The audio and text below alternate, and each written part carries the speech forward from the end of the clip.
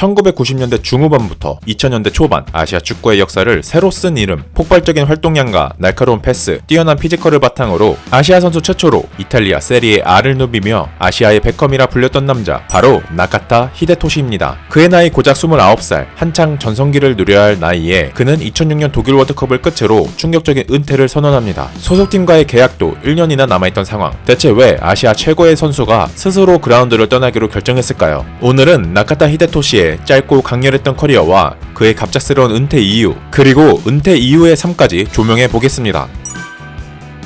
나카타의 커리어를 이해하려면 그의 플레이 스타일부터 알아야 합니다. 나카타는 섀도우 스트라이커나 공격형 미드필더 역할을 수행했는데 가장 큰 무기는 압도적인 활동량과 정확한 패스였습니다. 경기를 읽는 시야와 중거리 슛 능력도 탁월했는데요. 나카타의 지치지 않는 움직임은 아시아 선수에게 부족하다고 여겨졌던 피지컬과 활동량의 한계를 완전히 깨부셨습니다. J리그 쇼난 벨마레 히라츠카에서 활약하던 그는 1998년 프랑스 월드컵 이후 아시아 선수로는 드물게 곧바로 유럽 빅리그로 향합니다. 목적지는 당시 세계 최강의 리그였던 이탈리아 세리에A의 페루자였습니다.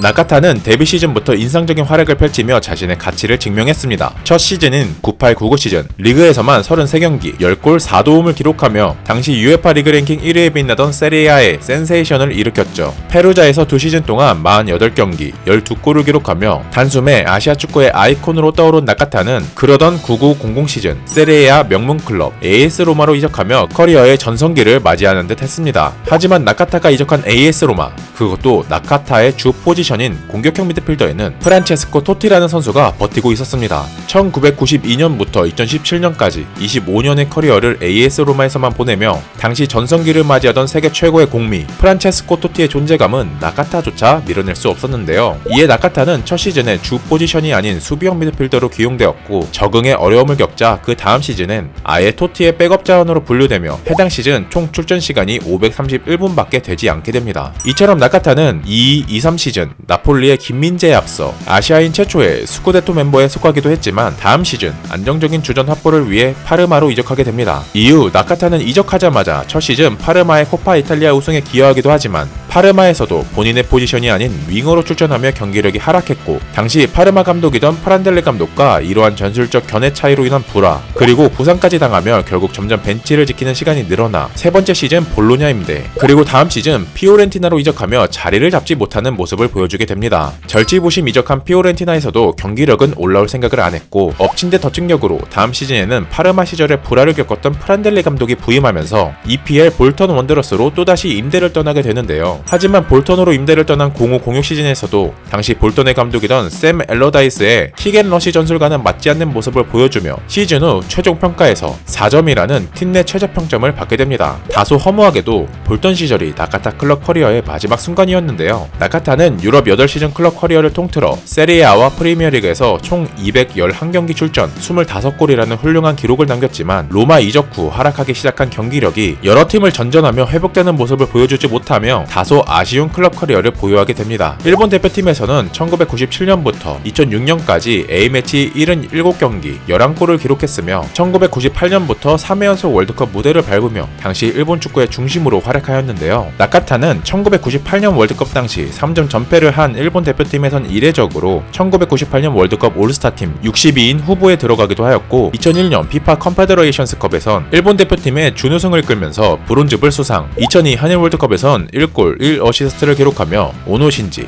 이나모토 주니치와 함께 일본의 사상 첫 월드컵 16강 진출에 기여하기도 했습니다. 전형적인 10번 스타일의 선수로 볼 간수와 전진 패스, 스루 패스, 중거리 슛, 피지컬의 강점이 있었기에 한국에선 한일전 때마다 나카타 전담 마크를 붙일 정도였습니다. 이처럼 일본 축구의 축복이라 불리며 아시아 최고의 선수에게 주어지는 아시아 올해의 선수상도 2번이나 수상하는 등 확실히 폼이 정점의 순간일 땐 아시아 최고의 선수로서 모습을 보여주기도 했지만 2006 독일 월드컵에서 1무 2패로 탈락한 후인 2006년 7월 당시 29살의 나카타는 현역 은퇴를 발표하며 일본과 아시아 축구계를 깜짝 놀래키게 됩니다. 비록 다소 아쉬운 클럽 커리어를 보내고 있었지만 아직 29살의 나이였기에 전성기에 가까운 기량을 유지하고 있었던 나카타, 그랬기에 나카타의 현역 은퇴 발표는 정말 깜짝 소식이었는데요. 많은 이들이 선수들이 그의 은퇴에 대해 라이벌이자 후배인 나카무라 슌스케의 급성장으로 인해 대표팀에서도 입지가 줄어들었던 점, 또는 대표팀 내 불화 등을 이유로 추측했지만 몇 년 후 나카타의 입을 통해 직접 은퇴 이유를 알 수 있었습니다. 핵심적인 이유는 바로 축구가 그저 큰 사업처럼 느껴졌기 때문이란 것인데요. 나카타는 팀이 즐거움이 아닌 돈을 위해서만 뛴다는 것을 느꼈다. 나는 팀을 큰 가족이라 생각했지만 더 이상 그렇게 느껴지지 않았다. 그것이 슬펐고 그래서 29살에 멈췄다라고 밝혔습니다.